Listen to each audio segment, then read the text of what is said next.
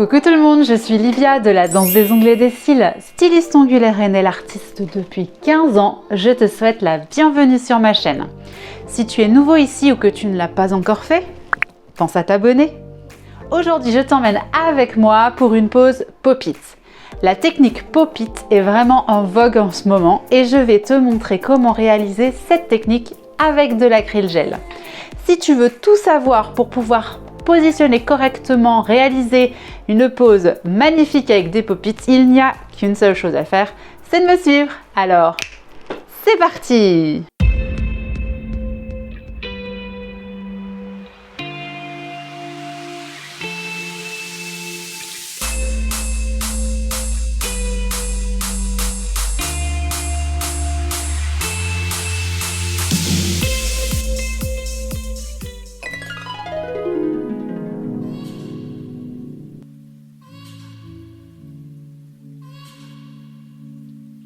J'utilise les pop-it de chez Onyx Pro. Ici, j'ai pris la forme amande russe.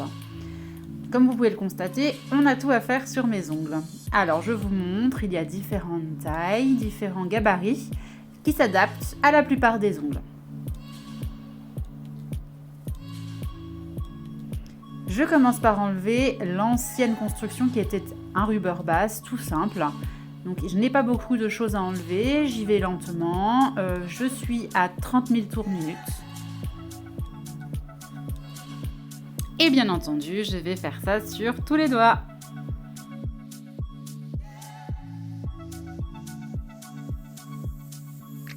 J'utilise ensuite une lime 100-180 demi-lune pour enlever le reste de rubber qui pouvait rester sur ma plaque. J'y vais doucement, je n'y vais pas fort pour ne pas abîmer la plaque angulaire de mon ongle. Ici la lime est extrêmement abîmée, c'est volontaire, parce que comme ça je peux préparer mon ongle avec sans abîmer la plaque angulaire, sans creuser mon ongle naturel. Donc ici, je ne cherche pas à faire une mise en forme particulière sur mon ongle naturel. Au contraire, même s'il reste un petit peu de bord libre, c'est même beaucoup mieux pour positionner un pop-it. Comme ça, le gel n'est pas en contact avec ma peau et je ne risque pas de brûlure chimique.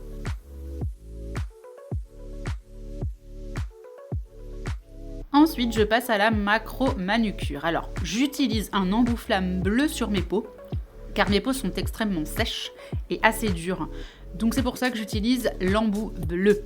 N'hésitez pas à vous former pour ce genre de technique pour ne pas abîmer les cuticules de vos clientes.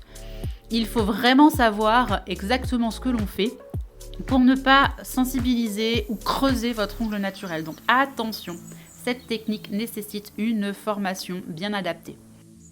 Je mets la rotation de ma ponceuse entre 9000 et 12 000 tours minute. Ici, je travaille dans le sens des aiguilles d'une montre. Comme je suis droitière, on va bien sûr travailler l'opposé de ce centre. On travaille toujours à l'opposé de la rotation de la ponceuse. Donc je répète, attention, c'est une technique à part entière. Ne vous lancez pas si vous n'avez jamais eu de formation ou si vous n'avez jamais été conseillé sur cette technique.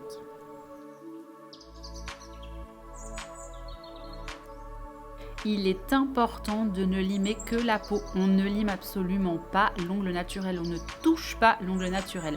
C'est pour ça que vraiment j'insiste sur l'importance de la formation. Parce qu'on pourrait creuser définitivement l'ongle et l'ongle pousserait toujours avec un creux. Je vais ensuite changer l'orientation de la rotation de ma ponceuse pour travailler le côté opposé de mon ongle. Je répète, on travaille toujours à l'opposé de la rotation de notre ponceuse.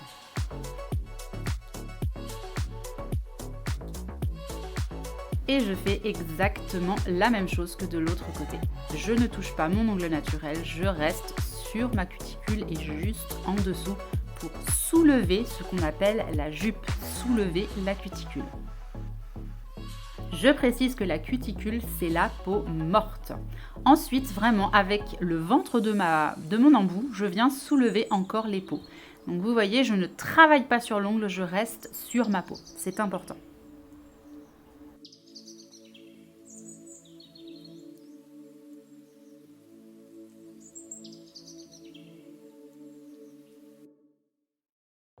Une fois la cuticule bien soulevée, je viens prendre un embout boule. Alors là, j'ai décidé de prendre un embout de couleur rouge parce que le bleu, pour le coup, est un petit peu trop abrasif pour ma peau. Donc c'est une boule moyenne, j'ai pas pris trop grand ni trop petit. Et ça va venir peaufiner tout ça et on va enlever simplement la peau morte comme un peeling. On va pas faire une vraie manucure, c'est-à-dire que je ne fais pas la manucure combinée au ciseau. Ensuite, avec le haut de ma tête, je viens de nouveau soulever la jupe, soulever les petites peaux de mon ongle et ensuite je vais repasser dessus pour vraiment enlever toute cette peau morte. C'est vraiment un effet peeling, je ne viens pas couper, c'est très doux. Si on le fait correctement, on ne saigne pas, il n'y a pas d'échauffement, il n'y a pas de rougeur. C'est de la macro-manucure. Bien sûr, si les peaux sont très importantes, je vais également prendre le ciseau pour enlever. Je fais la technique combinée quand je vois que les peaux sont très très dures ou très importantes. Par exemple sur des ongles rongés où là effectivement on a un excès de cuticule. Donc on utilise déjà le ciseau et ensuite on peut peaufiner avec notre embout boule.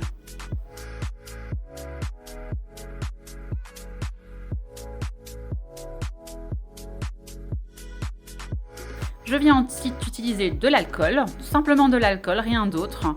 Je vais passer un petit coup d'alcool sur tous mes ongles. Alors, si vous avez bien travaillé, ça ne doit pas picoter votre cliente. On vient enlever tout l'excès de poussière, comme ça l'ongle est bien propre pour commencer le travail.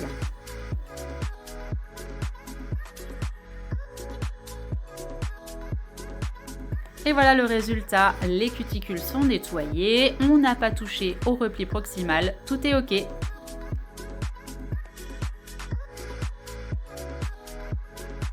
On passe ensuite au produit de préparation. Moi j'utilise le Nail Prep de chez COD parce qu'il est juste ce qu'il faut, c'est-à-dire alcool et acétone. C'est tout ce qu'il vous faut dans un produit Nail Prep. On en met sur toute la surface de l'ongle et bien sûr on fait attention de ne pas toucher les peaux parce que l'acétone n'est pas forcément bon au contact de la peau.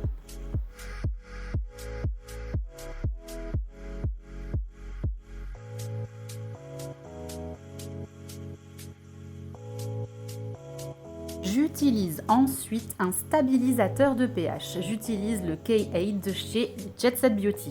Stabilisateur de pH va vous permettre de mettre le pH de l'ongle de votre cliente, qu'il soit aride ou qu'il soit humide, au bon pH pour avoir une pose qui tient vraiment au maximum. Pareil, on ne touche pas les peaux avec ce produit.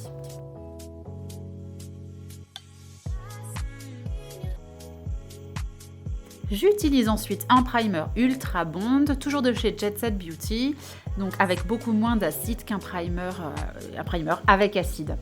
Pareil, on ne touche pas les peaux avec ce produit pour éviter en fait que le gel aille couler dans les cuticules.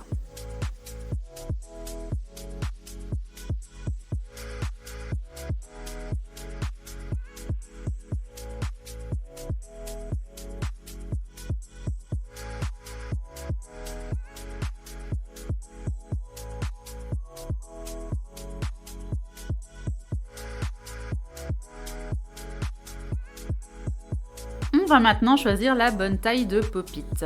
Alors, on va prendre un pop-it et on va le poser sur l'ongle en regardant que le pop-it recouvre bien les deux côtés. Il faut absolument que tout l'ongle soit recouvert, que ça dépasse même un tout petit peu au niveau des points de rupture pour être sûr en fait que le gel aille partout. Voilà, j'ai essayé deux tailles et celle-ci me paraît beaucoup mieux. Donc, on va prendre celle-ci. Soyez bien vigilant que le pop-it recouvre bien tout l'ongle. S'il y a un côté de votre ongle qui n'est absolument pas recouvert, changez le pop-it. Il est trop grand ou il est trop petit.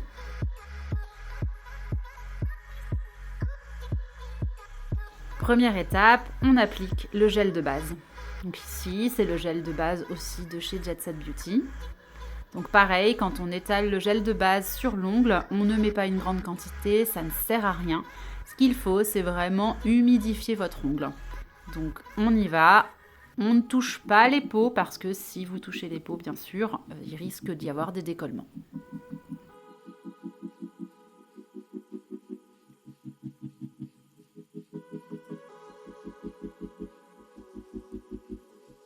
Comme vous avez pu le constater, je n'ai presque pas de matière sur mon pinceau.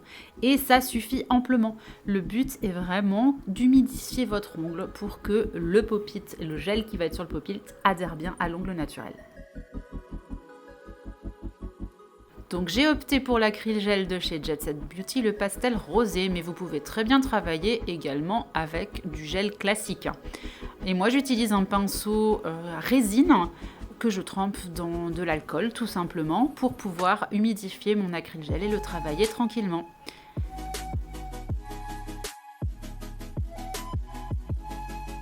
Je viens donc prendre mon pop-it. Au préalable, vous avez vu, j'ai installé ma petite lampe UV qui va permettre de sécher en surface pour que le pop-it ne bouge pas une fois posé sur l'ongle. Donc je viens prendre mon acryl gel, je viens mettre une boule dans le pop-it. Alors là on ne voit pas très bien, mais c'est vraiment au niveau des cuticules qu'on vient poser le pop-it. Voilà. Et ensuite, avec mon pinceau humidifié dans de l'alcool, je vais venir travailler le gel dans le pop-it. Alors, le but est de faire une construction à l'envers. Donc, essayez d'imaginer votre construction à l'envers. Vous n'avez pas besoin de vous soucier du bombé puisque le pop-it va le faire lui-même.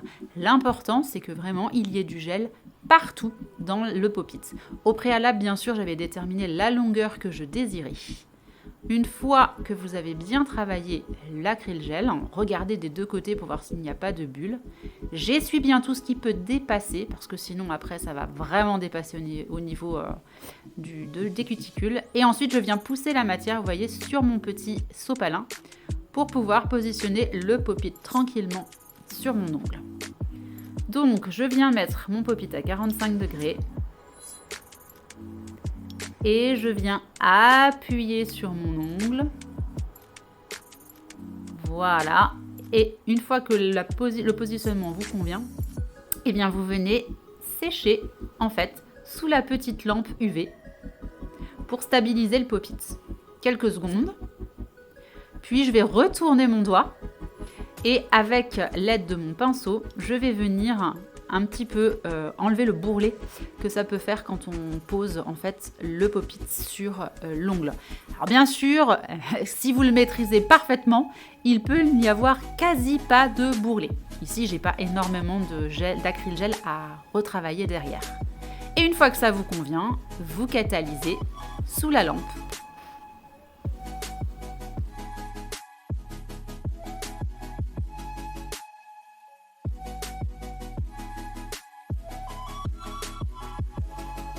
Une fois bien polymérisé, c'est le moment que je préfère quand on enlève le pop-it. Alors on vient presser un petit peu sur les côtés pour décoller la matière du pop-it. Et une fois que c'est fait, hop, vous avez votre ongle qui est déjà là. Il y a juste à limer un petit peu sur les côtés et ensuite un petit peu près des cuticules. Et mais il n'y a vraiment pas grand chose à faire, c'est vraiment... Et voilà, mes 5 doigts sans avoir limé pour l'instant. Donc vous voyez, la forme est déjà là, c'est vraiment super. Je viens ensuite enlever la couche d'inhibition. Alors bon, avec le pop-it, il n'y en a pas beaucoup, mais j'enlève toujours en dessous aussi. Vous voyez, le bombé, il est nickel. C'est vraiment super. Quel gain de temps et surtout pour ma mauvaise main, je vous raconte pas. C'est un pur bonheur pour moi de me faire les ongles maintenant. Même si j'aime encore travailler le chablon, bien évidemment.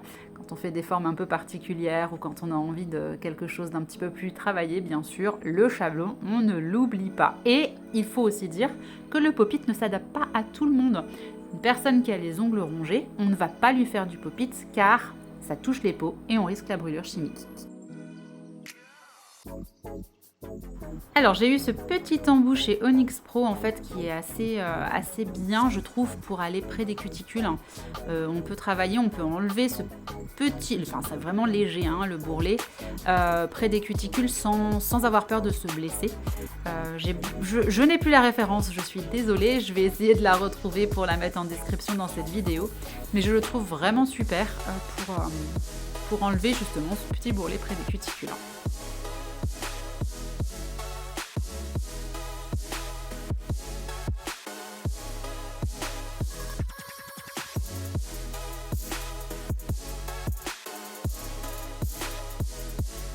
Alors, comme je vous ai dit, j'ai pris un pop-it format amande russe parce que j'aime beaucoup cette forme en fait au niveau de la structure. Mais là, je vais pas du tout me faire une amande russe, je vais me faire une amande. Donc en fait, je viens limer ce qui dépasse sur le côté, je remonte un petit peu la parallèle pour pouvoir avoir mon amande. Donc en fait, là, je travaille vraiment comme une amande classique, hein, je viens travailler en dessous les latérales pour me faire une jolie amande. En fait, c'est tout ce qu'il y a à faire. On vient limer près des cuticules, on vient limer en dessous et c'est tout.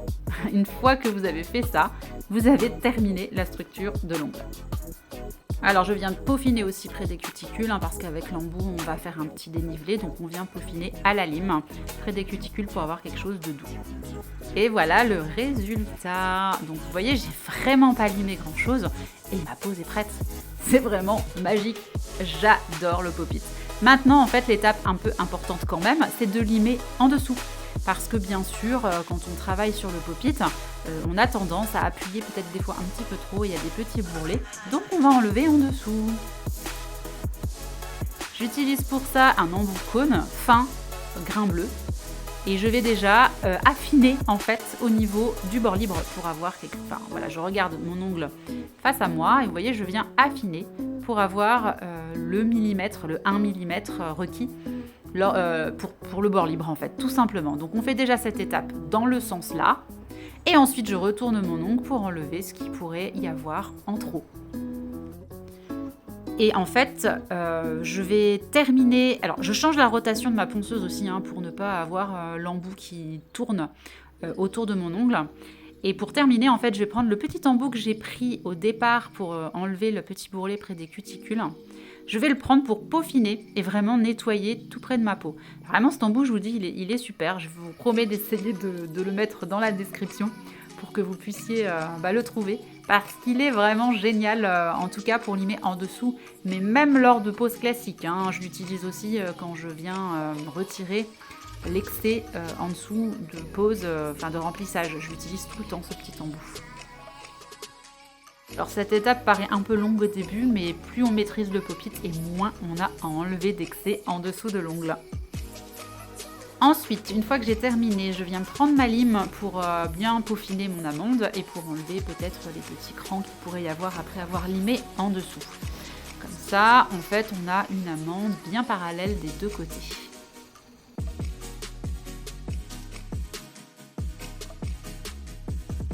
Et je regarde ensuite toujours l'ongle face à moi pour avoir une amande bien harmonieuse.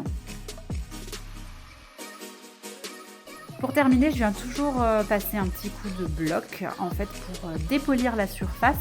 Comme ça, votre gel de couleur ou votre French ou la déco que vous allez faire va bien accrocher au pop-it. Parce qu'en fait, quand vous enlevez le pop-it, il est extrêmement lisse puisqu'il a pris la forme de la capsule. Donc je fais toujours cette étape pour pouvoir ne pas avoir de problème justement quand je mets ma couleur.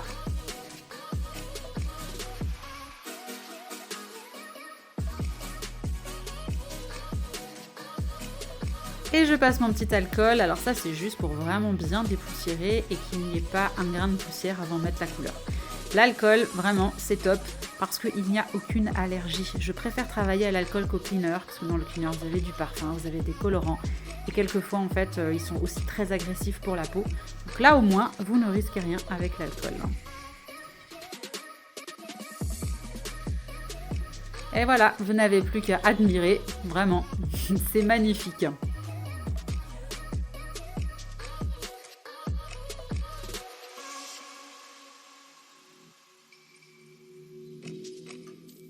Et voici le résultat avant la déco. Vous pouvez très bien laisser comme ça, un petit top coat mat ou brillant, et ça peut très bien faire l'affaire. Mais là, j'ai décidé de faire une déco que vous allez découvrir juste après.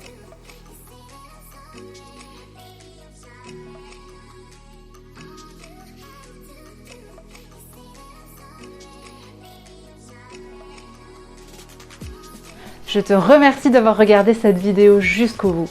Maintenant, tu sais comment je réalise mes poses pop-it.